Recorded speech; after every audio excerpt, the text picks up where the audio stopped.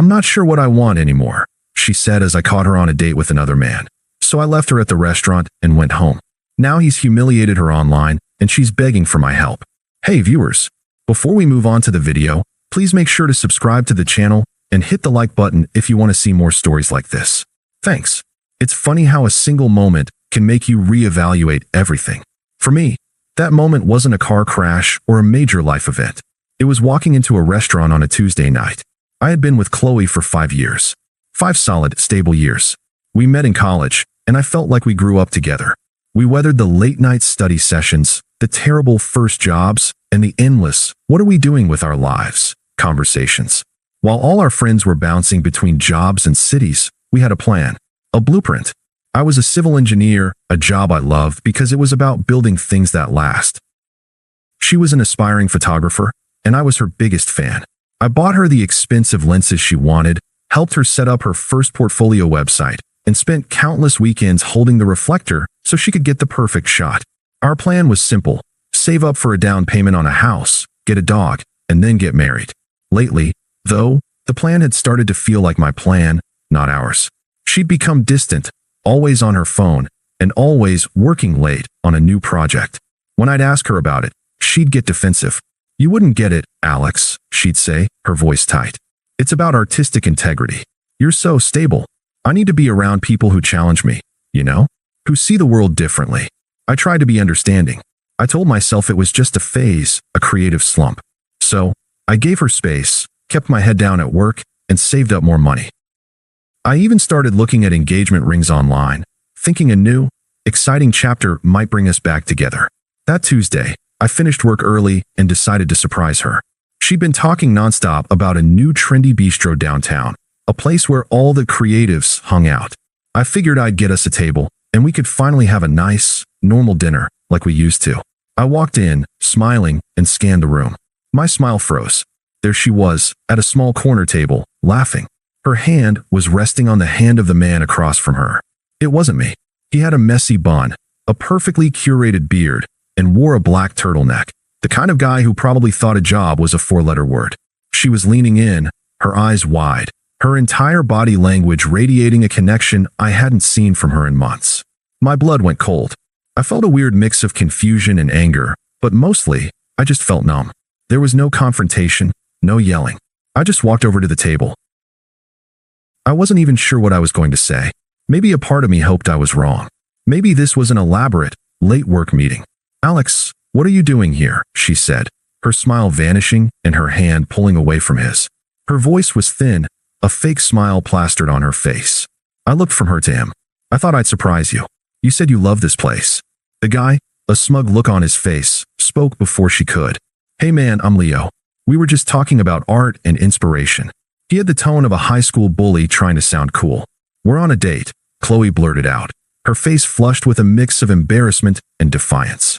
Look, Alex, this is complicated. I let out a single, humorless laugh. Complicated?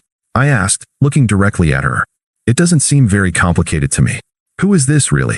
She sighed, as if she was the victim. I told you this is Leo. Look, I'm not sure what I want anymore. I need to figure things out. I feel stifled, you know?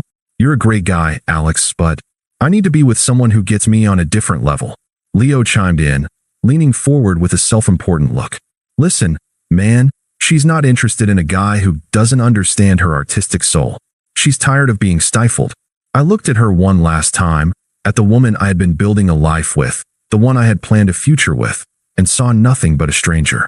She was a different person, entitled, smug, and completely unrecognizable. I gave a slow, deliberate nod. You want to figure things out? Okay. I turned to Leo, a polite, detached smile on my face. Have a good night. And I walked away. No begging, no yelling, no dramatic scene. I didn't even look back. I just walked out of that restaurant and into the cool night air, leaving a chapter of my life behind. I got into my car and just drove. Not home. Not anywhere. I just drove until the numb feeling in my chest started to feel like a real ache. The silence was deafening, but it was a better sound than the words she had just said. The drive was a blur. My hands gripped the steering wheel so tight my knuckles ached. I wasn't crying, wasn't screaming. It was worse.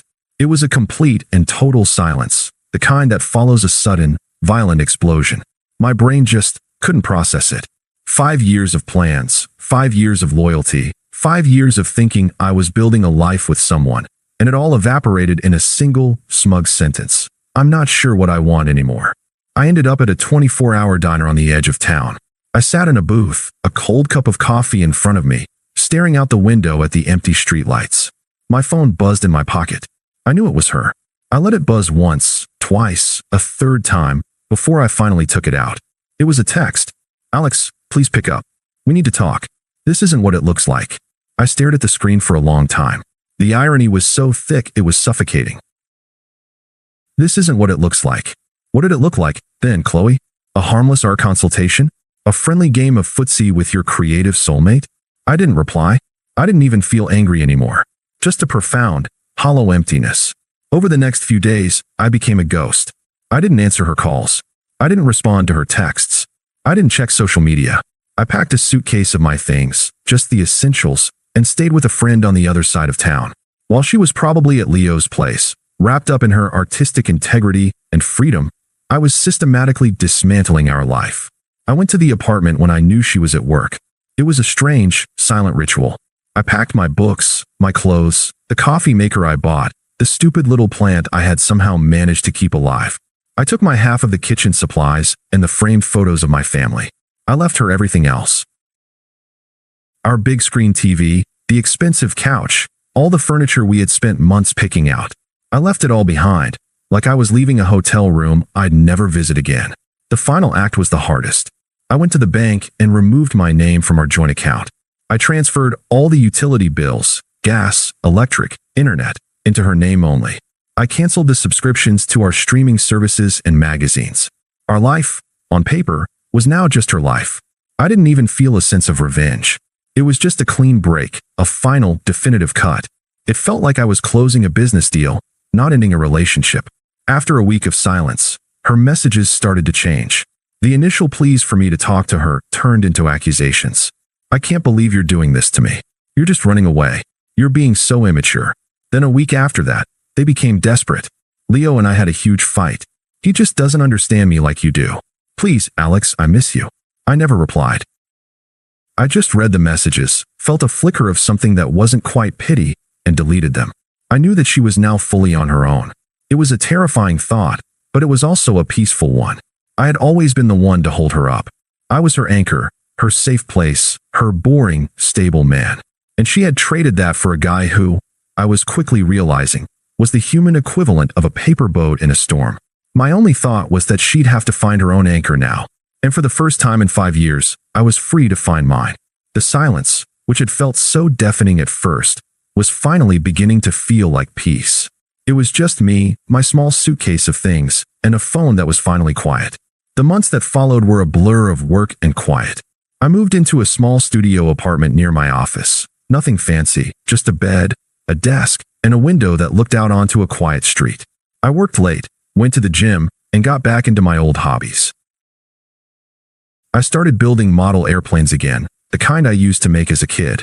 The meticulous, step-by-step process of it was exactly what I needed. It was about building something from nothing, carefully and deliberately, unlike the life I had just watched collapse. I was slowly coming back to myself, no longer defined by a we. It was just me, and it was peaceful. I'd occasionally get texts from mutual friends, trying to gauge the situation. "How are you doing? Have you talked to Chloe?" I kept my answers vague, polite, and brief. I wasn't going to turn them into pawns in her game. I didn't say anything bad about her or Leo. There was no need. The truth, I was beginning to learn, would come out all on its own. And it did. The first hint of karma was subtle. A post on social media from a friend of hers.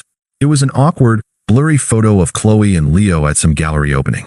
The caption read, "Leo's art is so emotionally raw." The comments, though, were a different story. "Is he the reason you and Alex broke up?" One person wrote. "I always thought you two were so perfect together," another said. Chloe quickly deleted the comments, but the damage was done. The rumor mill was churning. Then, things got worse for her, and fast. One evening, a friend of mine, David, sent me a link. "Dude, you gotta see this." It was a viral video on a photo-sharing app. The caption was a single, mocking phrase, "When your muse is a materialistic fraud." I watched, horrified and morbidly curious. The video was a shaky, angry rant filmed by Leo. He was pacing around what looked like his cluttered, messy studio apartment, ranting into the camera. His voice was dripping with venom. So my so-called muse, Chloe? Yeah, turns out she's just a poser. She's not here for the art. She's here for the clout. She thinks she's so special, but all she ever talks about is money and how boring her last boyfriend was. She's a fake, just like all her artistic friends. He then showed a screenshot of a text message conversation. It was between him and Chloe. It was full of her complaining about me, calling me financially boring and too predictable. There were even a few messages where she was explicitly talking about how she was only dating him to get access to his connections in the art world. I felt a surge of cold satisfaction. The truth, ugly and raw, was out there for the world to see. Leo, in his self-righteous rage, had just publicly humiliated her. He was exposing her just as she had so carelessly exposed me. The fallout was immediate. Her artistic reputation, which was thin to begin with, was in tatters. Her friends, who had been so quick to side with her in the beginning, started to distance themselves. Her posts went from getting hundreds of likes to just a handful. People were now leaving sarcastic comments on her photos like, "More of that raw emotion," and "Looks like the financial stress is getting to you." That's when her frantic messages to me began. Text 1. Alex, please, I need you. He's a monster. I made a huge mistake. I deleted it without a second thought. Text 2. I am so sorry. I know you're the only one who ever truly cared about me. Please, can we talk? My life is falling apart. I blocked her number. The calls started coming from different numbers. I'd answer, hear her voice, and hang up immediately. She even got her mom to call me once. Alex, honey, her mom said, her voice laced with a thick layer of guilt and pity. Chloe is in a really bad place. Can you just talk to her? She says you're the only one who can help her. She made her choices, I said calmly, cutting her off.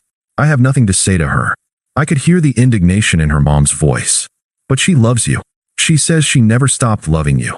I have to go, I said, and ended the call.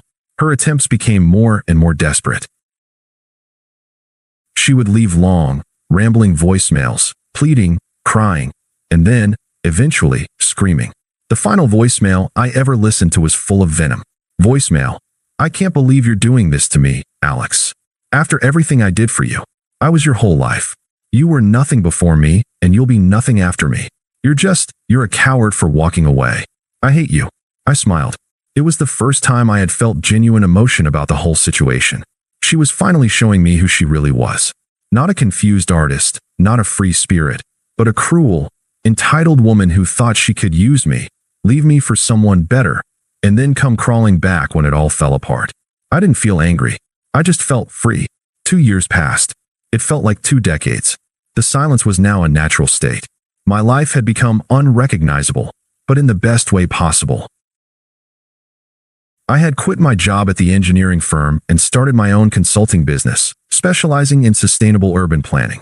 It was a risky leap, but a necessary one. The business was thriving. I had moved into a new house, a small bungalow with a garden I was slowly bringing to life. I was still single, but content. I wasn't looking for a relationship. I was focused on building my life, my business, my peace. I had effectively vanished from her world. I wasn't on social media. I had a new number. Our mutual friends had all picked sides, and I was fine with being the one who walked away. The last thing I heard was that Leo had moved on, found a new muse, and that Chloe was struggling to find work.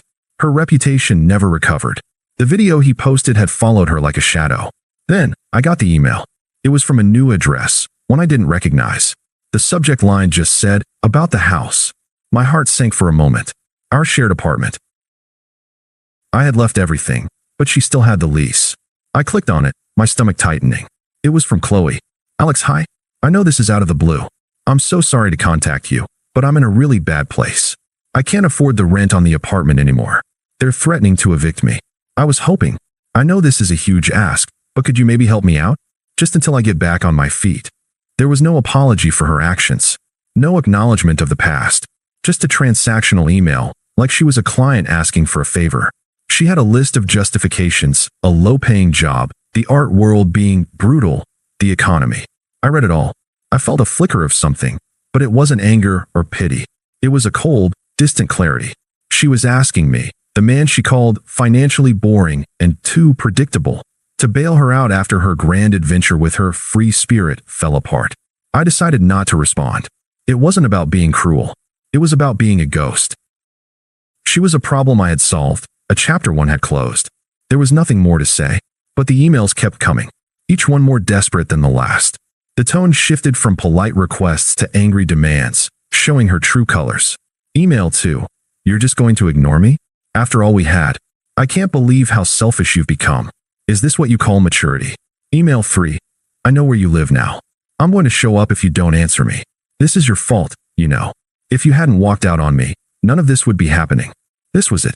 The final, desperate lashing out of a woman who had run out of options. She had broken me, cast me aside, and now, when her life was a wreck, she saw me as her safety net. I knew I couldn't stay silent forever. I needed to end it, not just for her, but for my own peace. I typed a reply. It was short, polite, and as final as a tombstone. I chose the professional archetype with a touch of the ghost. My words were like a closing a business deal, showing that she was completely irrelevant to my new life. I wrote, Chloe, I received your emails. I hope things work out for you. I won't be able to help. My life has moved in a different direction, and I'm not in a position to take on new responsibilities. I wish you the best. I hit send. It was the last time I would ever speak to her. I didn't block her email. There was no need. The message was clear. She was no longer a part of my life. She was an irrelevant footnote, a ghost from a past I had moved on from entirely. The finality of it was more potent than any angry outburst. I had learned that the most powerful revenge isn't about getting even. It's about becoming someone she can no longer reach. I had built a life so full, so peaceful, and so far away from the wreckage she was living in that her desperation couldn't even touch me. The story wasn't about her anymore. It was about me, and my story was just beginning. Thanks for watching. Make sure to subscribe to the channel and hit the like button. What do you think about this story? Share it in the comments.